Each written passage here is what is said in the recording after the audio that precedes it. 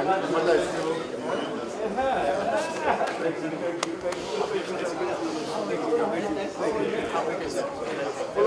right, sir. All the very best. Okay. No, now that I know you're involved, I know the matter is still.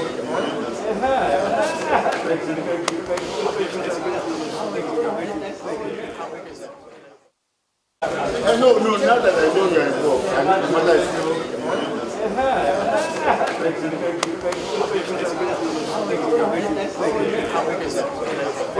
All right, sir. All the very best. Okay.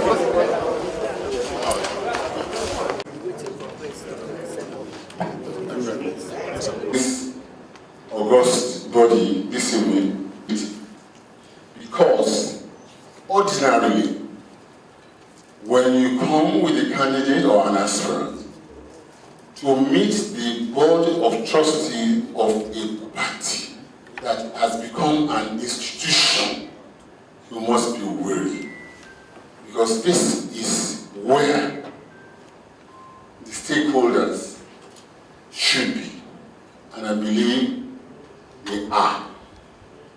I'm not a novice or a new man or a newcomer in the family of the one that is not desperate for the ticket of his party.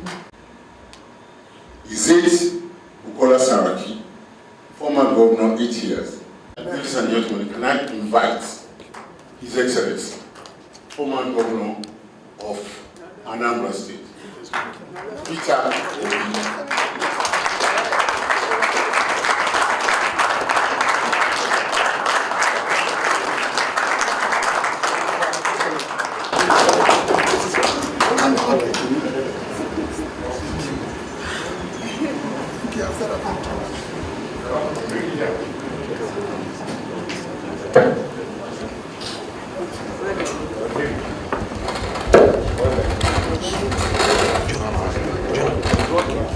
Thank you for the honor, of him allowing me, permitting me, directing me to come and talk to you. Second is to thank you sincerely for what you're doing for this party. Most of you have been involved in this party since inception, and what you're doing for the country. Most of you have done wonderful work for the country, and I thank you for that.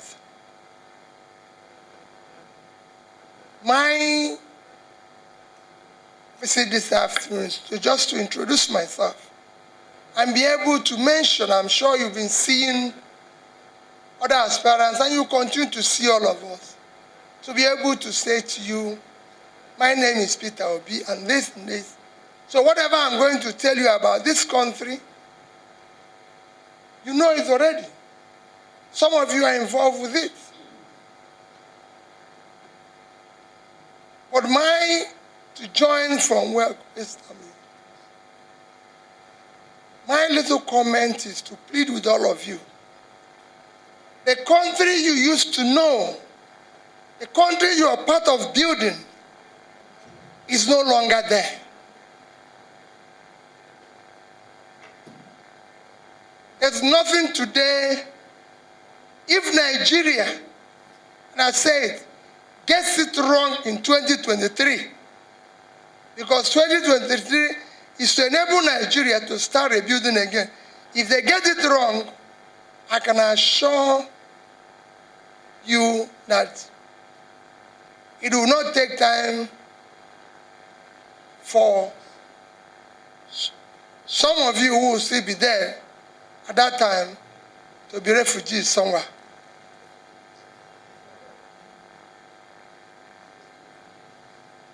Today, go and look at the list of fragile failing states. Nigeria is on top of it.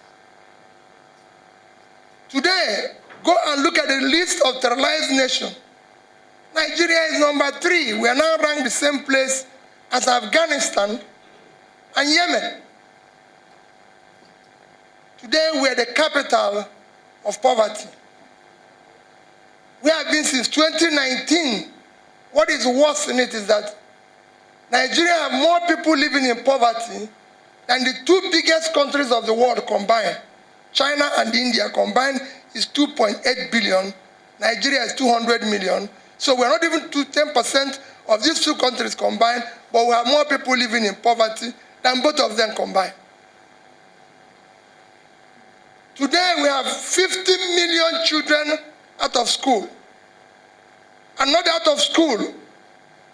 60 to 70% of them have never been to school at all. So they're not out of school. They've never even experienced it, talk less of coming out of it. Your country's stress level, this country is now the most stressful place for people to live in. Go and check the stress level index. Our misery level have gone down so low. We have the highest unemployment rate because we have been comparing with South Africa, but I'll show you how South Africa is less. We have 33% unemployment. When you include underemployment, you have 55%, out of which 60% of these are young people in their productive age doing nothing. At the age they're supposed to be the engine of production, they're not doing anything. They've left school. Some of them didn't go to school, but they have nothing doing. So you have millions of them all over the place. We've just overtaken India in infant mortality. They expected we would overtake them in 2024, but we've overtaken them by first quarter. Your list is endless. In drug prevalence now, the global rate is 5.8. Nigeria is 14.9.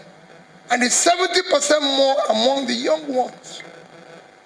That is where your country is. Your debt level is totally unacceptable. I was speaking to the Senate yesterday, and they showed me a young man, they showed me a senator, distinguished senator, who is the chairman of approving the loans in which Nigeria, all the loans that they are borrowing. And I said to him, thank you for approving it. But let me tell you, all the loans people have approved have put us in a mess. Today, we're using 98% of our revenue to service debt. And I can tell you by end of this year, it will be 100 and something % of our revenue. The first 5 months of last year, Nigeria generated as a revenue 1,847 billion. And they used 1,802 billion to service debt. 98%. It was remaining only 45 billion.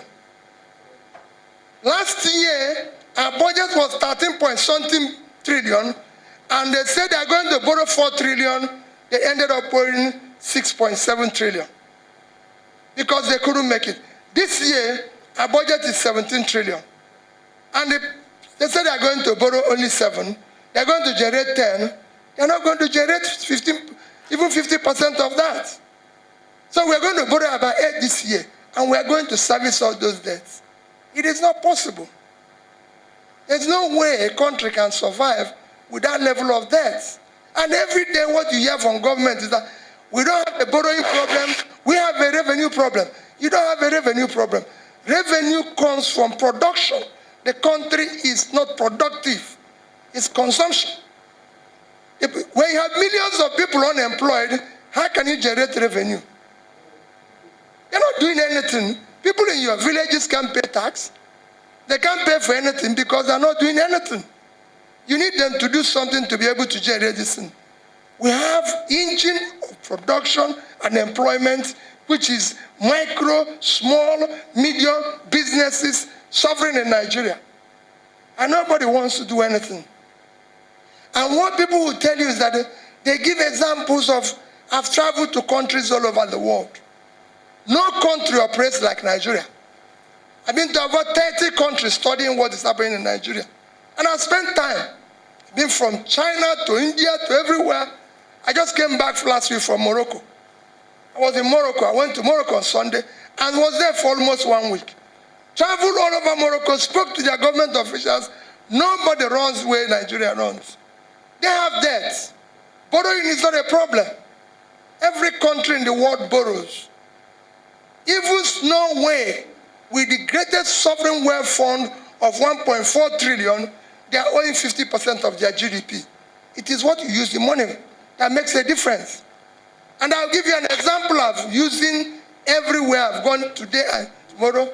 I can show other places. I was in Bangladesh. I don't want to use small countries.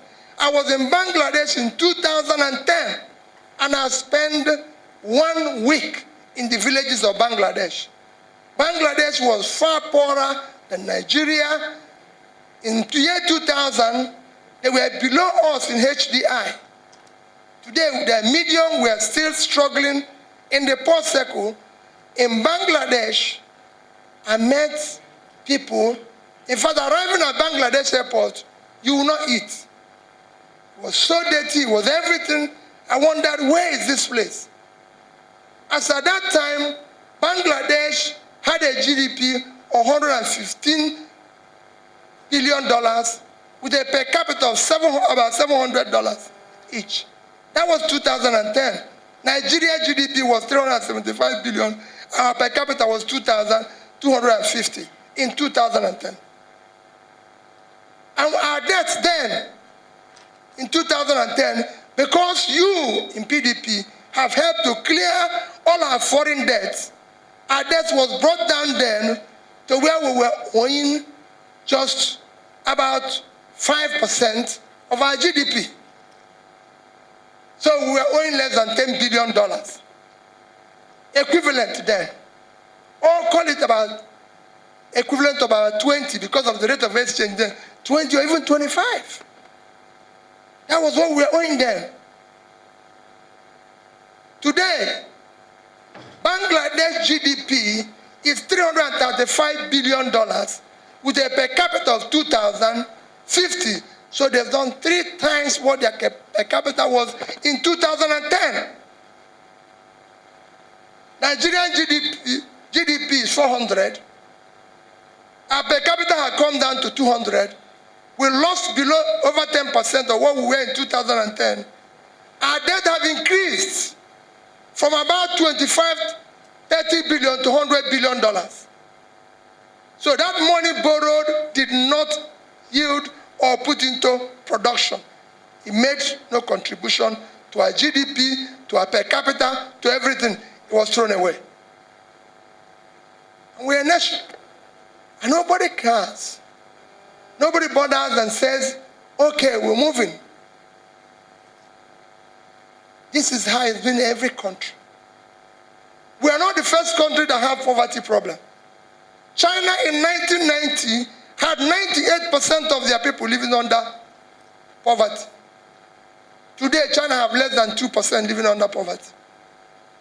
In fact, in from 2000 to 2015, China put 435 million people out of poverty. In 1990, Vietnam have 97% of their population living under poverty. Today they have 1.6 living under poverty. So is Bangladesh. Everybody is pulling their people out of poverty. Even in Africa, in countries like Egypt. Egypt with 100 million people now have more diaspora remittances than Nigeria. Because if you go around now, they've invested in education, they invested in anything. In the Egypt HDI in the next 1 or 2 years will be high. Nigeria is still low. We started with them in year 2000, low. They've now gone to medium, and now moving to high. Everybody we've met, Ghana was low, they now moved to medium. Bangladesh have moved to medium. Everybody, we are the only people who are stuck in low. And we are now receding in low. Because nobody cares. My plea to you this evening is, please, do not bequeath your grandchildren anarchy. That's where we're going. It's not about the election. It's not about who will be the next president. No, it's not about who will be able to be in position to be using sarin. It's not about who will be able to share. There's nothing to share again. It's finished. We need wealth creators. Now, we need somebody that can create wealth. Everything that is left in that pot is gone. It is not a time for rascality. It is not a time for careless talk. We need somebody that can understand how to build an intangible and tangible assets of a nation building. Who has connection globally that can stand and speak to colleagues and plead with them to come and save Nigeria. Or we will be refugees. None of you can wash plates outside here. None of you can sweep anything. Your drivers can. Imagine what it is now if you live here and you get to another country and the only job left is to wash plates.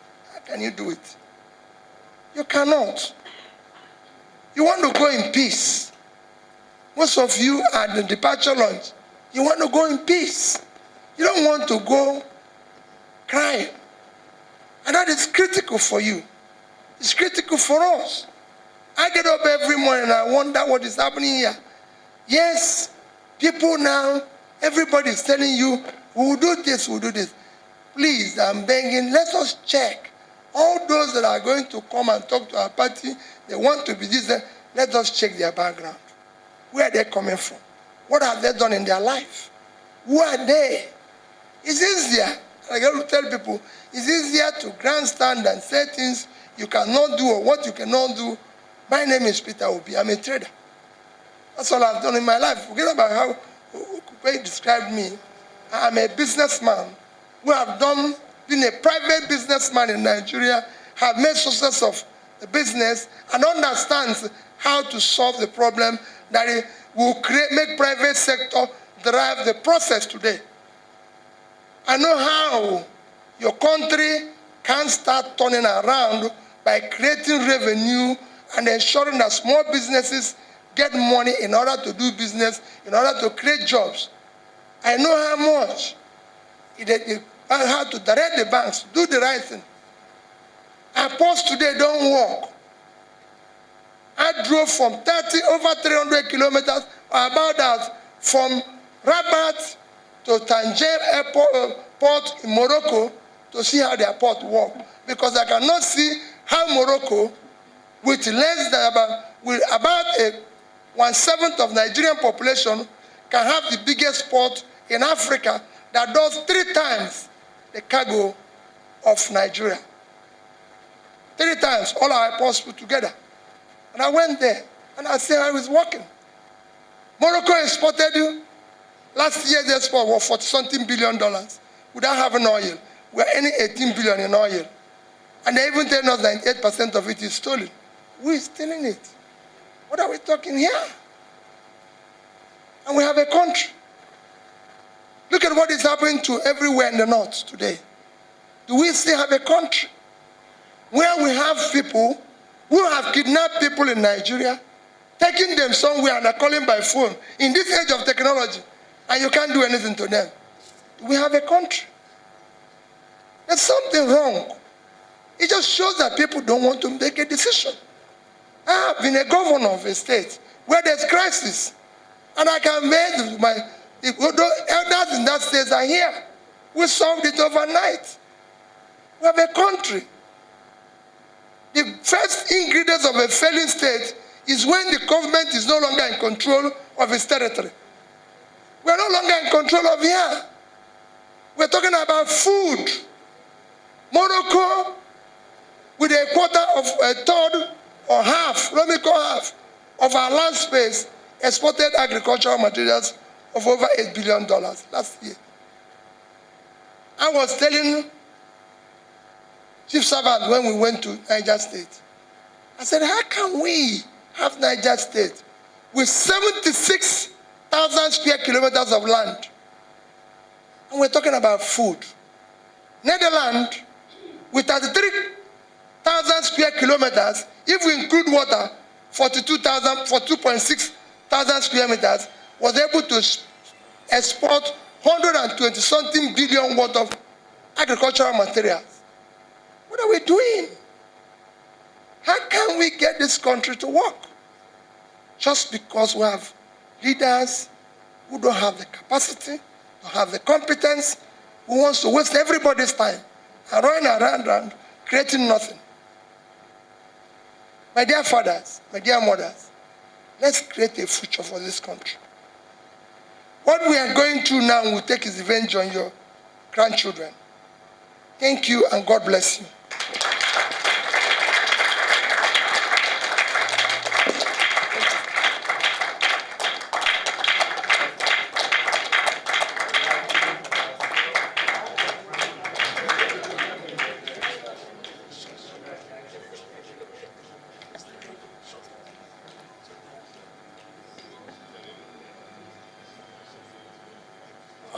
Mr. Chairman,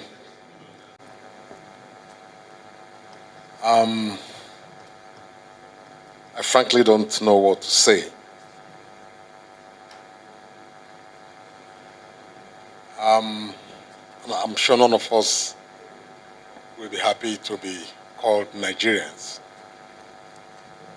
I'm happy that we have men and women of substance who can take Nigeria out of the woods.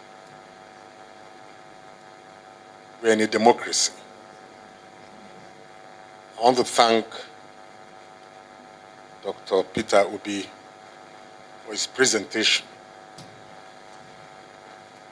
And it's something Nigerians should indeed listen to.